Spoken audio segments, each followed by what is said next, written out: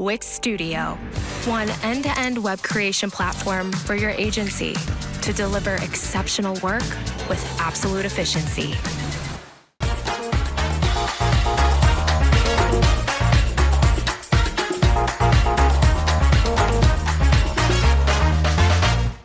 The #1 long-form writer that helps SEOs outrank competition at the click of a button using real-time research and NLP. Start ranking content today with contentatscale.ai.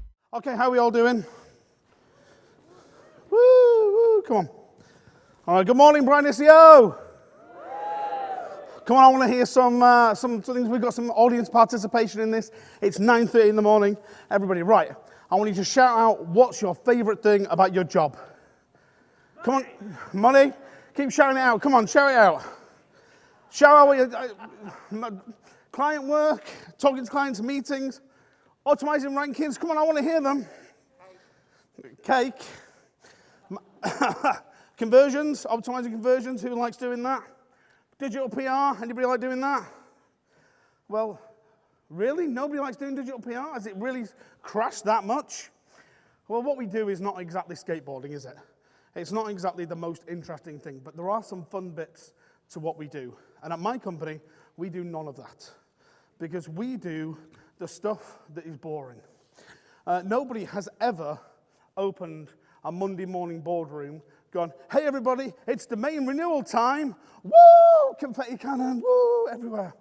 Just as a little aside, I did want to have a very small confetti cannon to emphasize that point, and after 12 emails back and forth, brightonSEO made it quite clear that that was not allowed.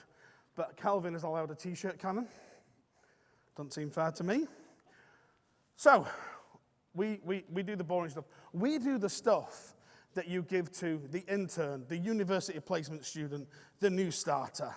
And it's not just the stuff that small companies don't want to do. Even big companies forget about this. Google, forget about it. Disney, forget about it. Microsoft, forget about it. Google, forget about it. Market 2, forget about it. Even the Paw Patrol. Rubble had a bit of trouble this week. About 3 days ago, when these slides should have been in, on the back of the packets of the Paw Patrol biscuits, it said it had a website for more information. That domain name expired and was bought by a more adult website, let's say. So a certain supermarket had a little problem and had to do a recall. But it's not just these. Google has this issue. I don't know why I'm picking on Google today, but I am. But it's not just that. I had this issue.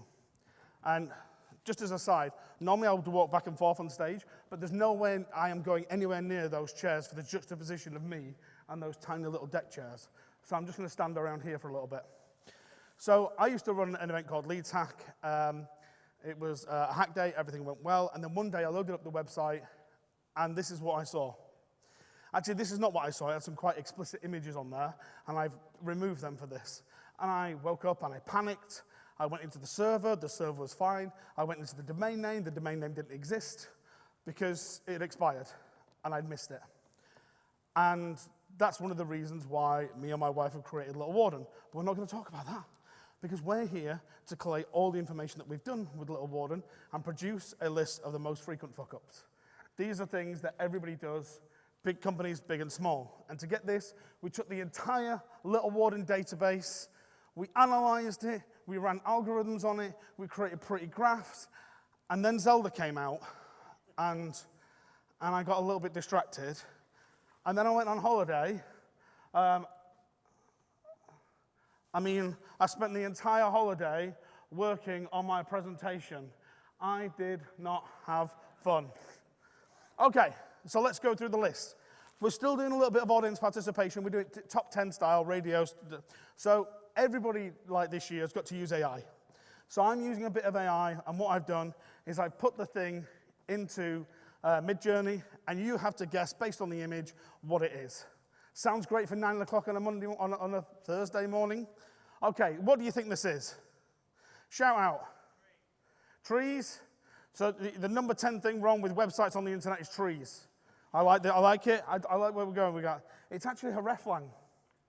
I know you were close. Don't worry, nobody gets this right. Because it's Hreflang, and nobody gets Hreflang right. Apart from Aleda, and she's on tomorrow, so go to her talk. She'll explain it. Number 9. Any suggestions? Any thoughts? But it's your own time you're wasting. We're not going to move on until somebody's had a guess. It's actually, and I mean, if you look at that fish over there, it'll help you. It's actually out-of-date copyright footer. I don't know why you didn't get that. So, just that this screen's gone off. I don't know if anybody's aware of that. So, is an out-of-date copyright going to hurt your rankings? No. Is it going to hurt conversions? It might do, because I know personally that if I go to a store and I see copyright 2021 on there, I'm going to think twice before giving them my money. You know, is somebody really going to be there to post and pack my order if they aren't going to update the copyright footer?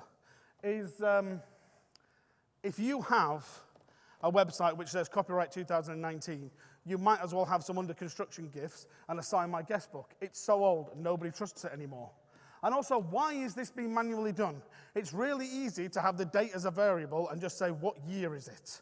Right? Here's some examples. You can steal these right now. Just put them straight in. Again, using II. Woo! Number 8.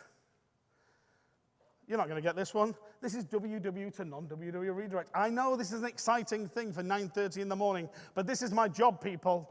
Right? This is why we're here. So we've got WW to non-WW redirect. This used to be a lot bigger of a problem than people think. So people thought like there's a duplicate content issue and stuff like that. And you know, it was one of the reasons that SEO companies like to sell this thing, but it's 3 lines of code. And if you're not willing to do these 3 lines of code, because they will piss off your users. There are 2 or 3 websites that I use, and I log in, and if I use the wrong subdomain because they don't redirect, when I click the top nav and it goes to the other one, I have to log in again. And I know it's a first world problem, but it makes me so mad to log into the same website twice. All right, anybody agree? Yay! Great. We'll just edit that in post later on, don't worry. Okay, number 7. I've got to clean the air filter. That's not on my slide. Right, this one you might be able to get. Let's have some guesses for this one. Broken links. Broken links is not a bad idea, but it's actually additional domain redirects. Right? We all love having a new website. We all love rebranding a website. You know, moving all 301ing, having that, has it all worked, going into Webmaster Tools, doing everything like that, checking it. And that's great for 1 month, 2 months, 3 months. But what about the website after 6 months, after 12 months, after 18 months? That old website that you have, which has all the links, all the brand equity, and in a lot of cases, still a lot of the traffic, who's checking it? Who's checking that redirect works, that domain's been renewed, that someone's keeping on it, even if it is only a 3-line redirect on there?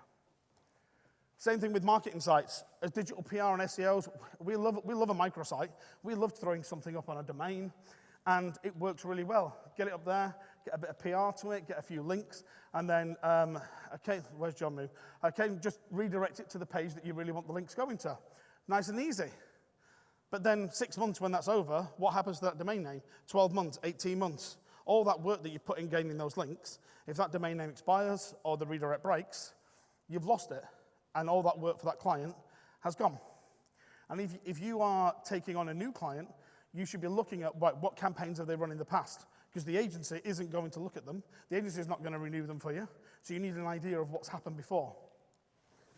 Trademark domains, look, we've all bought different trademarks, right? We've all bought, you know, you've got your .com, your .co.uk, your .net, your .onion, your .chat, your .fish, your Brighton SEO. If you're going to go to the effort of buying these, you know, at least redirect them, make sure that they work, make sure that they're renewed, because if somebody else gets them, it's a lot of hassle. Make sure that your brand works well when you rebrand it. Nice and smooth. Don't have any upsets. Number 6. Right, you should be able to get this one. This is the easiest one to get. It's a 404 page. Did somebody say that? Because it is indeed 404 page error. Now, the thing with the 404 page error is what we're looking for is when we look for it, we're looking for the error of a soft 404, which in the heat we've been having is more than understandable, right? But you're going to make sure that your 404 actually returns a 404, and not a 200 or a 503. And if it's 301s, it's got a 301 to the 200, to the 404, not the 2. Oh, I messed that up. Oh. If it's 301 to the 200, we'll edit that in post. It's all right. 418, all good. Number 5. Hey, we've got the screen back now. No, we're not. You can't see this, but this is like a little disco. It's going great. Number 5 is your staging environment is indexable. Yeah? And we see this happen so often. And it's so easy not to do it. It's one line in your head. It's 2 lines in your robots tech text. And if you want to get fancy, in your page head, stick it in the X robots. Yeah, nobody will know. But this happens all the time. It happened recently to Disney. It happened to Disney. And I sent them an email, I sent them a message on LinkedIn just saying, hey, just to let you know, your staging environment is currently outranking your production environment. You know, you might want to take a look into that. I'm like, yeah, no problem, we'll fix it. Did I get an annual pass? Did I get, did I get anything? Did I get a ticket to the show that was outranking on the staging environment? No, but, Hakuna Matata. It's fine. This one, I still don't know how this generated this from this, but I'm really interested. This is rel canonical. And it happens all the time. This is happens so frequently that I can't even begin to work it out. Because when we talk about it going to staging, which is what it mainly does, people launch a website and the rel canonical is still on staging. But it also goes to other geo-regions, or it goes to the non-HTTP version. And once again, I'm going to say that it happened to me. Because this is my website. We're not going to plug it here. But it is a theatre website that me and my wife run. And we were doing really well. The traffic was growing and everything like that. And we decided to put some ads on it. Now, I blurred the logo, and I'm not going to mention the company. But I will say that everything we did with Ezoic was terrible and really, really ruined the website. So it was going well for a few days. We were making some money. It was, the revenue was coming in. I was getting excited. We could finally start paying that hosting bill. And then it suddenly didn't, because the rankings dropped and the traffic dropped. And then we noticed this in WMT, which was, we had 5,500 pages with a canonical tag, which was strange because we didn't have a canonical tag on the website. And Ezoic, without telling us, added a rel canonical to the entire site. But they didn't just do that, they added it to the wrong subdomain. Which, thanks for that laugh there. I don't know who that was, but it made me feel great. And so, we added it to the wrong subdomain, which caused us, this took months to actually sort out, and we removed everything. There was no trace of it happening. And I know some of you are thinking right now, but Dom, don't you own a monitoring company that monitors for this sort of stuff? And yes, I do. Yes, thanks for bringing that up right now, this emotionally sensitive time. But because we didn't have the rel canonical, we weren't monitoring for it. We weren't monitoring for it changing. And that was the issue. Because we didn't have it, we didn't think we needed to monitor it. Now, we've learned, and every website, even if there's no rel canonical, we monitor for the addition of it, because that addition can mess everything up completely. Number 3, I'm just going to take a little drink. This one's quite a good one.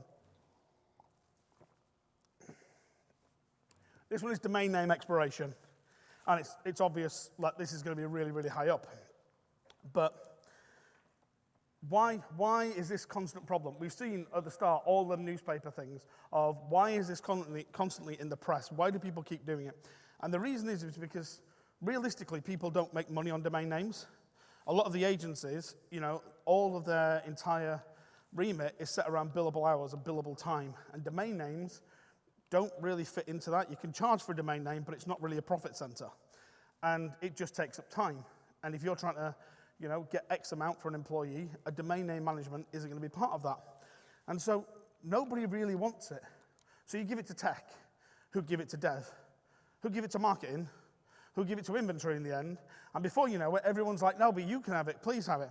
And at the end of the day, you've got a domain name which expires in 12 hours and nobody knows who runs it. And this is Tristan, and he runs it. He's got all the domains.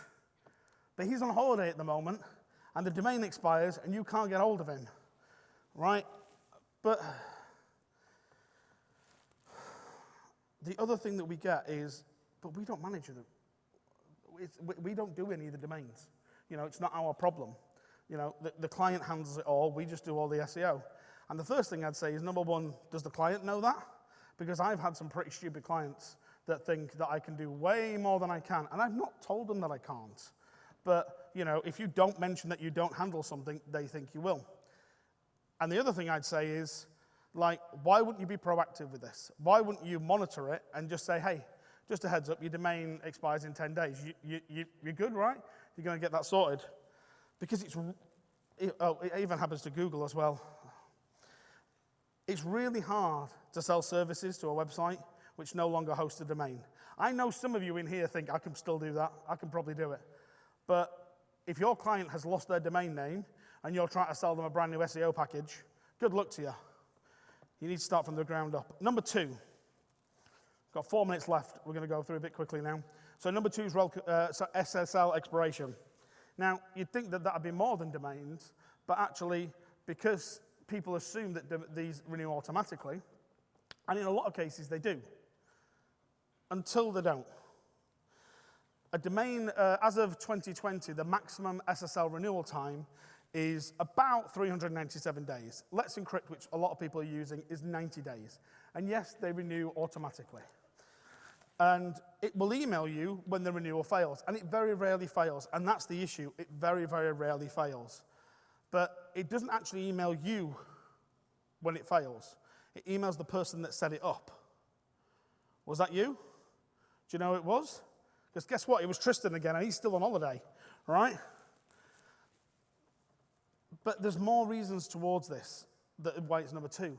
And it's because a website isn't just one URL typically. It's multiple facets on multiple servers that are owned by multiple people. And you know, you've got your website, but do you have a mail server? Do you have a help desk? Do you have a job site on there? And some of these are hosted on other platforms, but there's still links that your users are going to go to. Are you hosting assets from Cloudflare or Amazon on a subdomain? Have you checked that's working, that it keeps working? All the other domains we spoke about earlier, the trademark domains, the redirect domains, the additional domains, are you keeping an eye on them to make sure that those SSLs, do you have a plan?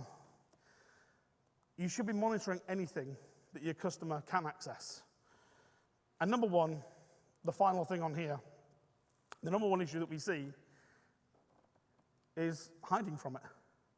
Having this thing that, I don't need it, I'm fine. And, you know, you could say, Dom, aren't you just here promoting your software? And I would never promote my software on the Brighton SEO main stage at 9:30 in the morning. That would be uncouth. I would never do that. No, laser point doesn't work.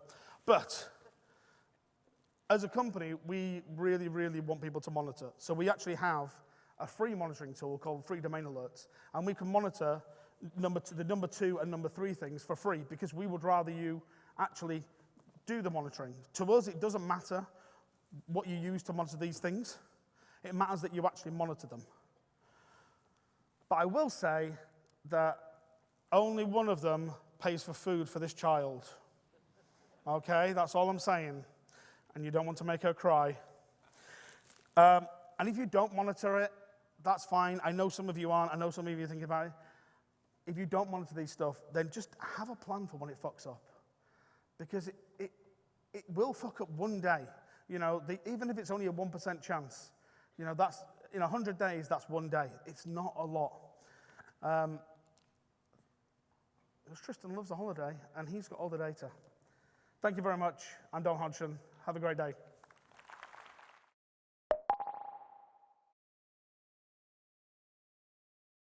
Monthly reporting making you want to shove sharp things up your nose? Try Dragon Metrics, the all-in-one SEO software with mind-blowing reporting tools.